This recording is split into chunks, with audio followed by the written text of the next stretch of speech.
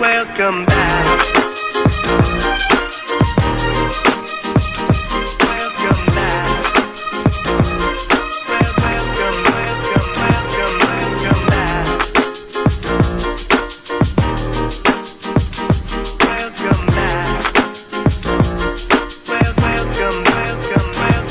Welcome back.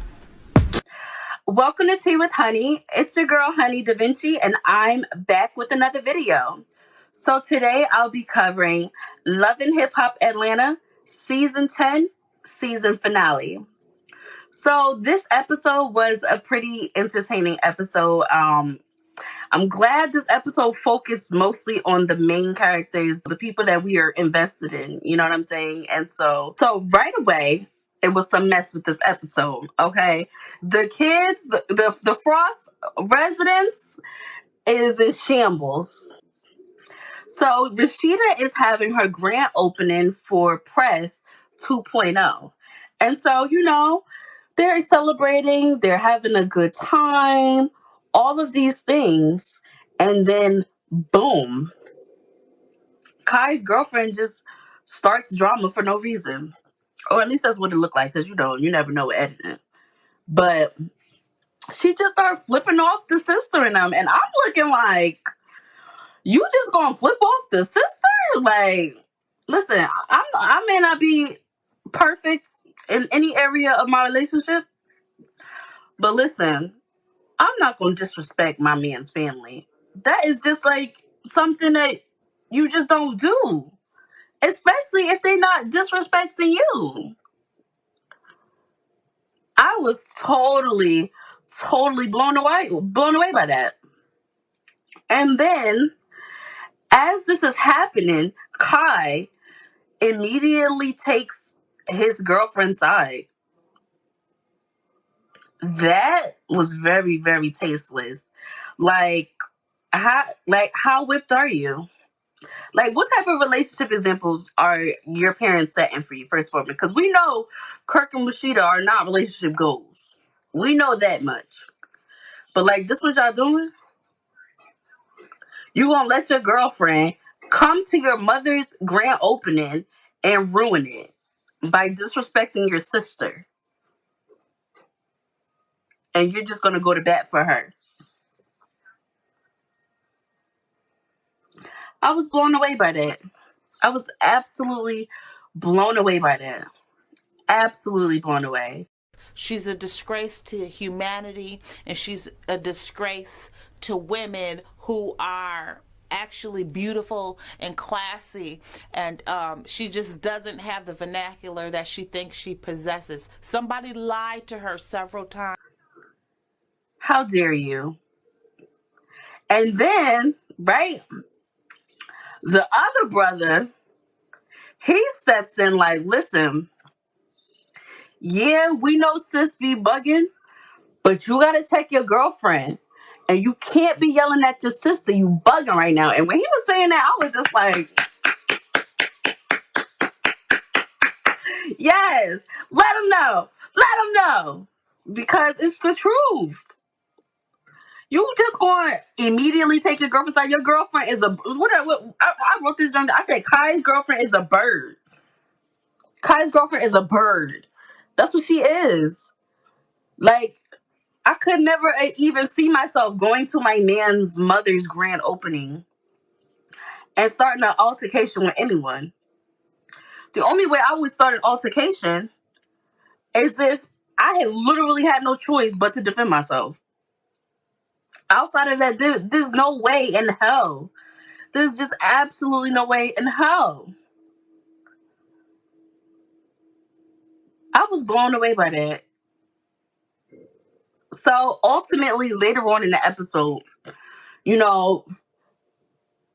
see that this situation with the kids is really taking a toll on the parents. They're lost. They don't even know what to do. So the guys have a basketball game, and then when I say the guys, I'm talking about Young Jock, Lil Scrappy, Kirk, Safari, like a black men's support group, right? And they have Mason on there, and I like the fact that the only time you see Mason as if it's something positive. So when he came to the Black men support group, they all were basically just opening up, and I love to see it. I love to see that they tapped into a softer side, because as we know, in the Black community, it's frowned upon for Black men to show emotion, because we have been conditioned as a people to associate men with toxicity. So basically, the only way that you are masculine and a man is if you're toxic as fuck. Like, that's how we've been conditioned in a lot of ways. Not all of us, but just saying, like we're breaking it. Our generation is a generation that's breaking it, and the ones after us are the ones that's breaking it. But the generation before us, to be a man would mean you, one, have to disrespect women, one, have to cheat on women, one, have to not have feelings, not have emotions, not cry. That's what I'm talking about. And it's very true. And all men, but especially Black men, it's like a whole nother level. Like, we can watch Jackass and watch, you know, them guys grab each other's butts and things like that. Not saying that that's what we would want, but never once was their sexuality even questioned. That's the point that I'm expressing. But let a Black man cry, and now he's a witch. You know what I'm saying? He's a witch and things like that, and he's emasculated immediately. And so it was good to see that. And so they asked Lil Scrappy about his situation with his suicide. And he expressed that, yes, I went through some stuff. You know what I mean? I didn't commit suicide, but, it's important for us to express ourselves. I've been going through the situation. And, Safari was talking about how his situation with Erica and his son and things like that. And Kirk actually broke down and started crying. But yeah, so Kirk said that he literally has done everything in his power he could to spoil his kids. And for them to get up in his grand opening with his wife and act like that was totally out of line, totally disrespectful, and it hurt him. And it made him cry. And it touched me. It really did. Because, damn, like, Kirk loved his kids, man. And it reminds me of my dad, because I was a daddy's girl. I'm my dad's only child. I was spoiled rotten growing up. Like, I was so spoiled. Like, literally, I could say, Dad, I want this on the commercial. My dad will get up and go get it. You get what I'm saying? And so I never forget growing up feeling like I wanted more of a more emotional relationship with my dad outside of material things. And when I expressed it to him, I think I might have expressed it to him a little bit too harshly, or maybe I didn't express it in a way where he would understand where I was coming from. And it hurt him. It hurt my dad. And it was kind of like the same thing with Kirk, where he's like, I did everything for you, You ain't never have to sell drugs. You ain't never have to be on welfare. You ain't never have to do any of these things, is what Kirk was saying. But you gonna do this? You really gonna behave like this? Like, he was at a loss. You know what I mean? But yeah, totally understand where Kirk is coming from. And it was nice to see the men not clown him, but instead they embraced him. And I love seeing that. I really did. I really love seeing that, because you don't see that often. Not one of them made a joke. Not one. I love that. Lil Scrappy gave him some valuable advice. He told him straight up, listen, this is just a part of the journey, and you will get through this. And you just got to appreciate the journey that you want. And that's how I try to live my life. Like, when I go through things, I try not to focus on what I'm going through, but focus on where I'm going. Because I done been through some really hard things in my life, and they've all turned out to be useful in the teachings of myself to help me become a more well-rounded person as an adult. And so I felt like that's kind of where Lil Scrappy was going with that. Like, don't misunderstand what's happening here. Like, yes, it's going to be hard sometimes, but appreciate the struggle because of where it's going to take you. And when Scrappy was saying this, it just confirmed it for me that he's not the problem in his relationship. Yeah, he might contribute to the problem, but I feel like he is definitely being underappreciated and a little bit overlooked in his relationship with BNB. So the next thing we see was the album release for Spice, and I love Spice. At the album release, I feel like Spice killed it. She went in. She always goes in. I love her music. I feel like she's a great artist. I can't wait for her to get more mainstream. You know what I mean? Like, somebody needs to pick her up and bring her more mainstream because she makes quality music. Like, when she performs, when she sings or rhymes or whatever you want to call it, that makes you want to just go off and go crazy. And it makes you want to just, you know, you know, that's what it makes you want to do. It make you want to dirty wine. That's what it make you want to do. That's what it make me want to do. I love her song. I love her song. Um, so a beautiful situation happened here at her grand opening. You know, she's talking to everybody, and then, you know, she gives a shout out on the stage to everyone that she has like in her immediate circle, like her mom, and then she shouts out Justin, who did come in attendance, even though they fell out. I feel like that's a very important quality for a person to have in a relationship. Someone who can still support you even when they're upset with you. That's important. Cause I want a man who still gonna kiss me when he mad. You know what I mean? That's It's just what it is. And honestly, I feel like it was a beautiful situation for Spice because when she went to the side with him, it put her in a position where she was able to apologize for hurting his feelings and take accountability for the part that she played in. Because she knew that had he gone on Wendy Williams and said that he was single, she would have definitely had an issue with it. And so she apologized. Now, I don't know if he apologized behind closed door. I would have liked to see him reciprocate that energy and offer an apology in return for taking her pictures down. But instead, I just saw Spice bending, and that right there is a little bit alarming.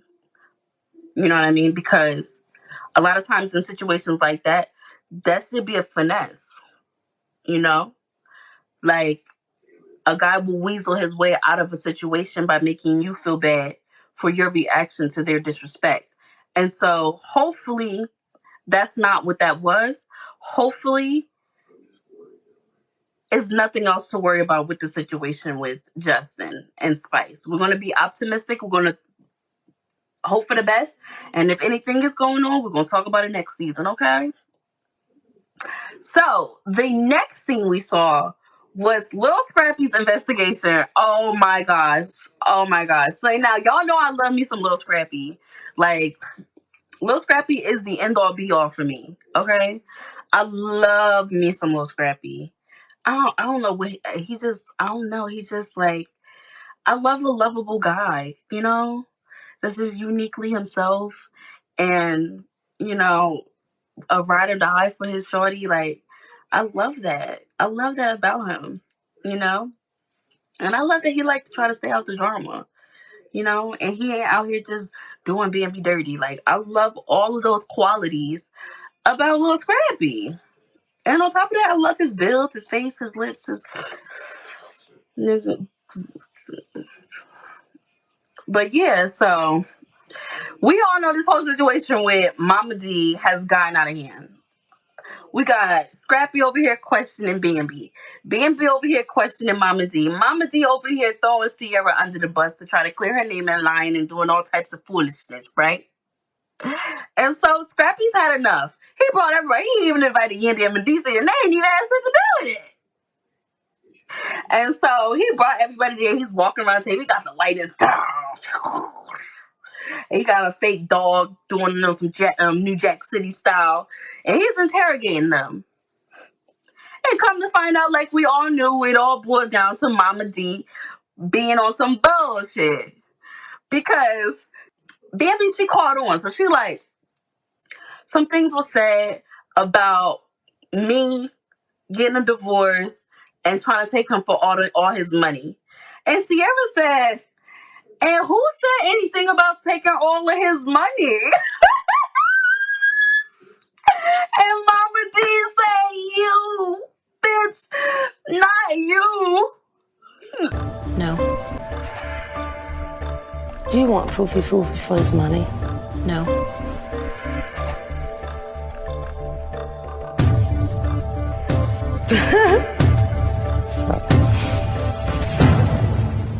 Tiara said, oh no, Mama D. Oh no. And like, Mama D, how you gonna lie on camera? We see you. We see you. We see you lying. Like, did you you thought you was gonna get, how long you plan on getting away with that one? Like a couple episodes, a whole season, like what's up with that? Yo, you so lucky, Mama D, that Bambi is pregnant and Bambi has some good patience with you. Cause I'd already violated. I would have violated Mama D so much that it would have been no hope for me and little Scrappy. Okay, I'm starting to understand why that time when Erica and Mama D was at the table and Scrappy was sitting right there and Erica got up on some hostile shit, and I didn't understand why she was being so hostile with Mama D, because it didn't really seem like Mama D was really doing too much at that time. But I understand that was the boil over. She had enough at that point, and eventually Bambi gonna have enough. And let's hope when she has enough that she just excommunicado your ass and she don't John Wick your ass. Okay? Let's hope. Because like I said, Bambi is not the one. She's the two. 2 piece in a biscuit to be exact. But yeah, so after that, he excuses everyone from the table. And then, just pulls Bambi to the side. Oh my gosh. I love this type of shit. Ooh. I love seeing a strong black woman with a strong black man. And then when they go through their little rift, but it ain't nothing too heavy. Because like I told you on that last episode, what Bambi and Scrappy is going through is repairable. They're not going through anything too crazy where it's like she has to leave him. She can work things out. And so seeing him tell her, that he want to work things out. And it was so genuine. And it was just so like, oh, girl, hop on that man. Listen, we wouldn't have made it back to the crib. Listen, we would have had to lay right on that table. And we would have had to just do it right there. Take me, I'm yours. But yeah, I was feeling that. I was feeling that moment of honesty between him and Bambi. That shit, I know. I Bambi, I know, girl. I know. I ain't gonna say it. Just know I know. Y'all see this face? Y'all see this face, right? So y'all know what this face means. We about to talk about Safari and Erica. Cause I can't stand me no mother Safari. So the next thing we see after seeing black love prevail, here we go with this bullshit. We got Safari coming to the house like he wasn't gone for a whole couple of weeks, acting like nothing ever happened, and gaslighting Erica once again, smiling and smirking, and oh my gosh. Then you want to know why Erica pulling out sharp objects on your ass. Then you want to know why Erica going crazy and you got to call the police. Oh my gosh. Why is she enduring these things? Why? I feel so bad for Erica that you have a key to the house and can come and go as you please and come and just gaslight her and then leave and then say that she argues with you too much. He literally came home with the intent to say you want your family back after you did absolutely nothing to take care of your family. After you abandon your family, you want to pop up right before the baby's born and say you want your family back. And say that after the divorce, you're still going to be all about your family. Boy, bye. Oh, Erica is better than me. Let me tell you. Because that man would have been excommunicado. And guess what? We would have already listened. He has designated days, this day, and this day. And the rest of the week is for me.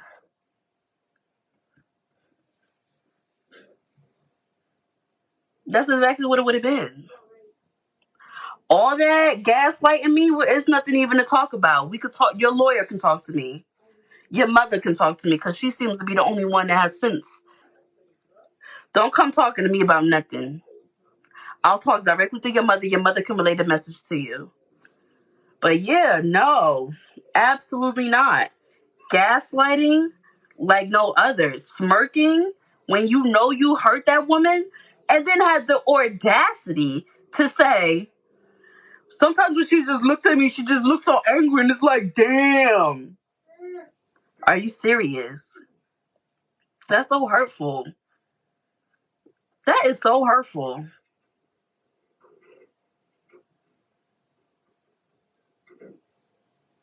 Damn. Yo, pregnancy, and like she's in her most vulnerable space. Like, I don't know if all of y'all know this, but like going through that type of stuff when you're pregnant, like it's one thing to go through it when you're not pregnant. At least you have the freedom to go out and distract yourself. You know? Maybe you can go hang out with your friends, get some drinks, chill, have some fun. No, no.